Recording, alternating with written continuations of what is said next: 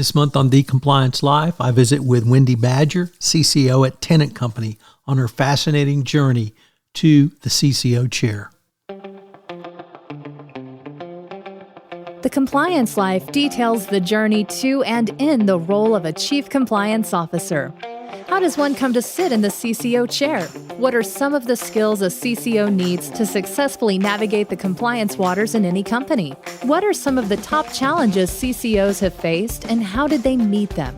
These questions and many others will be explored in this new podcast series.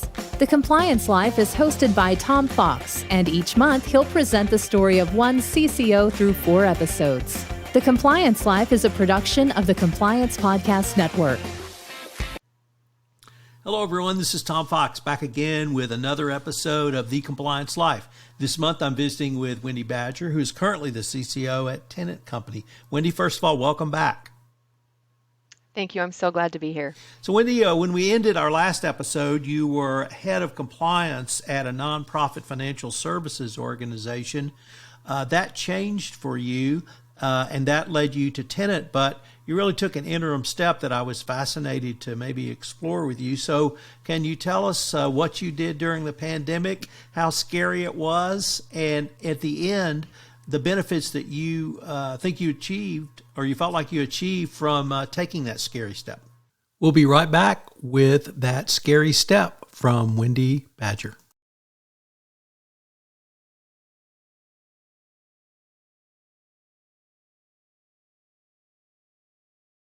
What is Leica? Leica makes your entire compliance process simple. Leica goes beyond integrations. Their platform connects to your everyday applications and applies actual human expertise to a robust software that powers your compliance. Leica easily connects to your applications and instantly creates tailored policies based on your business. Then, compliance experts guide you through automated workflows designed to help you conquer certifications like SOC 2, HIPAA, and GDPR. Leica is the only compliance platform that offers a true integrated audit solution. No more messy spreadsheets, miscellaneous audit documents. Their team of experts manages your audit from beginning to end. Leica is more than just one solution. It maintains 100% confidence in your compliance program with custom monitors and alerts. As the compliance evangelist, I certainly understand the complexities around compliance, particularly around SOC 2, HIPAA, and GDPR. It's hard to unpack requirements when you may not know what they are within your budget and your growth stage. Leica is the solution for you. Listeners to this podcast get 20% off when you join. Visit heyleica.com/compliance to get their exclusive deal. That's HEYLAIKA.com/compliance to request a demo and get 20% off when you sign up with Leica.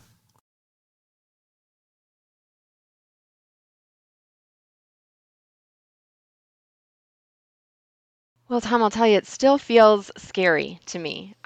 But I knew going into my role with the financial services company that a big piece of their business was going to start going away and winding down based off of some decisions that the federal government made to terminate one of its programs. And that was sort of a big core piece of that organization's business. So I knew when I took that job that it was going to maybe be about a 10 to 15 year sort of, I don't want to say the word wind down, but kind of slowly wrapping things up because there was no new business coming in. So I knew that going in, and then just through different pieces and acquisitions that happened, that trajectory changed a little bit. But the organization was definitely changing. I felt like I was sort of at the top of where I was going to get within that organization. And I also realized that all of the people on my team couldn't advance if I was there because they didn't really have room to grow into anything else. And they became sort of a flight risk as well. So the organization made a decision to close one of its offices that was in Sacramento, California, and I had a good chunk of my team was out in Sacramento. So when I was sort of brought into that, under that tent, I started thinking, if this is what's happening and this is kind of how it's going to impact at least the folks who reported to me, I'm not really sure this organization still needs me to sustain the structure that's in place. This might be a good time for me to step aside.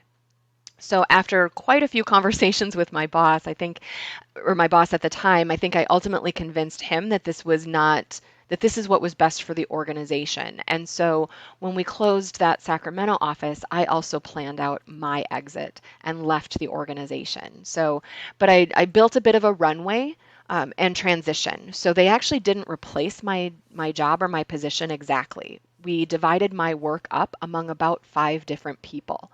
And when that happened, we announced that I was leaving the organization, but I gave myself a 6-month runway to transition that work and slowly pull back. And so I started working part-time remotely, part-time in office. Then ultimately, when I had about 6 weeks left in that 6-month runway, I started working full-time remote and just kind of being on call in a consultant mode if they needed something from, the different aspects of my role that had been handed off. And then that allowed the people who were stepping into those functions to be able to still have my support and guidance and arguably mentorship, but it allowed them to establish themselves as, no, I am now responsible for this, so I am the one you should be inviting to the meetings. And they're not thinking about, we need Wendy. It's, no, we need ethics and compliance, we need privacy, we need, policy administration represented at the meeting, not Wendy. So it pulled my name out of that mix. But when I did that and when I made that decision and ultimately convinced the organization that it was best for them and for me, I had no idea what I was going to do next. I didn't have a job lined up. I didn't have anything backing me up on this. I just felt like this was what was right for me and thought, I'm going to take some time for me to figure out where I want to go next and what do I want to do. And frankly, it was and still is terrifying. I had so many people telling me, oh, you're so fearless, you're so courageous to do that. And all I could think was, this is smoke and mirrors, and I must be putting on one heck of a show because I am terrified. But then as I started to try to be a little more reflective and started that really the process of what do I want to do next? What is next for me? I started to think about, well, how do I define courage? How do I define success? And if you're defining courage as the absence of fear, absolutely did not apply to me because, as I mentioned repeatedly, I was terrified, like almost paralysis terrified to figure out what was I didn't even know what to do to figure out what to do. But then I sort of did a flip of that and I thought, no, to me, courageous is being afraid, but acting in spite of that fear. And if that's the definition of courageous, then yeah, I guess that kind of did apply to those steps that I took because I was so afraid. This had such an impact on me personally, professionally, on my family, on, my immediate family who lives in my house with me. That decision impacted them too. And when I left that role, it was December of 2019 was my last day. So I had this grand plan, right? I'm going to take time off over the holidays and the new year. I'm going to kind of think about what I want to do next. I even went deep and thought, do I even still want to be a lawyer?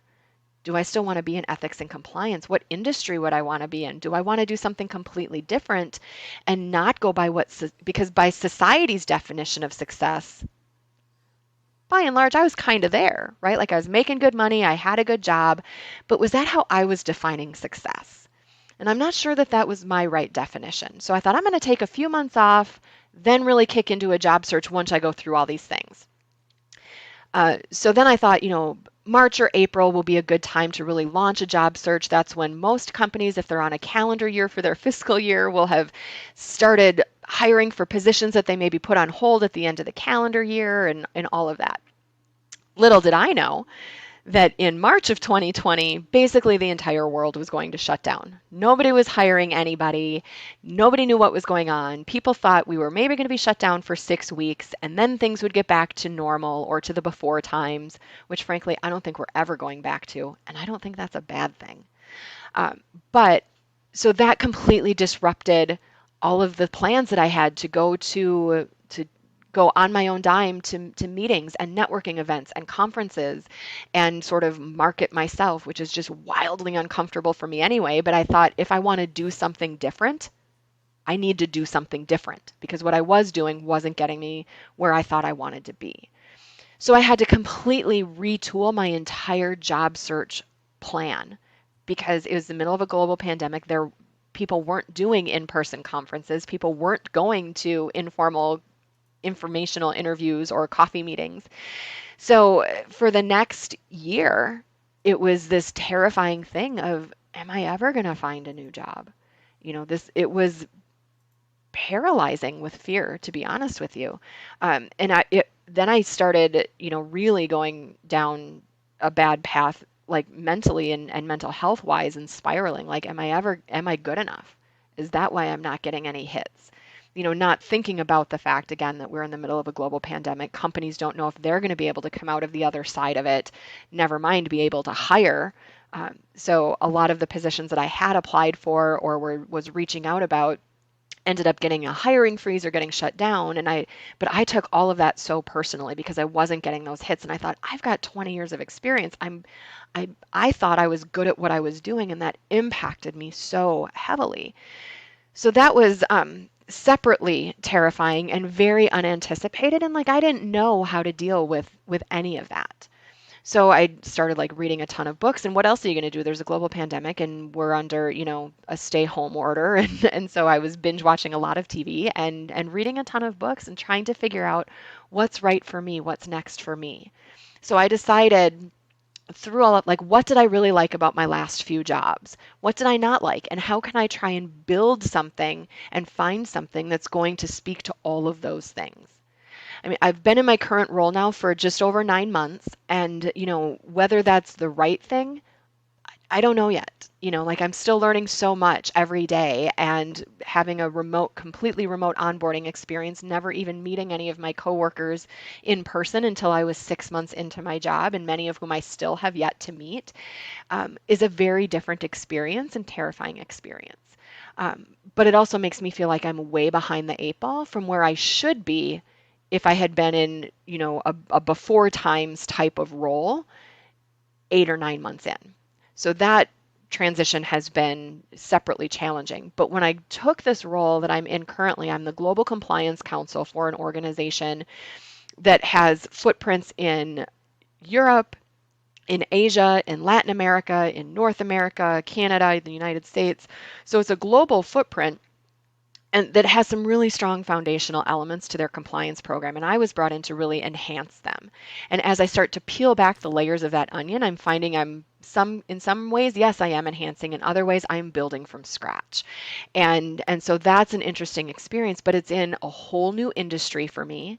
It's global, it's not domestic. So when I looked at this position, I thought, you know what, I'm okay taking a step back in title, because this ladder is in a completely different industry. I talked in one of our earlier chats, Tom, about how looking at your career is more of a winding road or a jungle gym. So I kind of took a step or two backwards, but onto a different ladder that I think, and from everything I've seen so far, my 9.5 months in, this ladder, I may have started on a lower rung than in my last role, but this ladder's got a higher trajectory and can take me further. And I can really build something here that's going to be sustainable. And those were the pieces about my last job that I really loved, and that I'm finding in this role that are going to be really challenging, but will allow me to stretch into new areas, and will allow me to flex and build muscles in areas that have maybe been atrophied because I was in more of a comfort zone and learning a new industry. So I'll get to grow and learn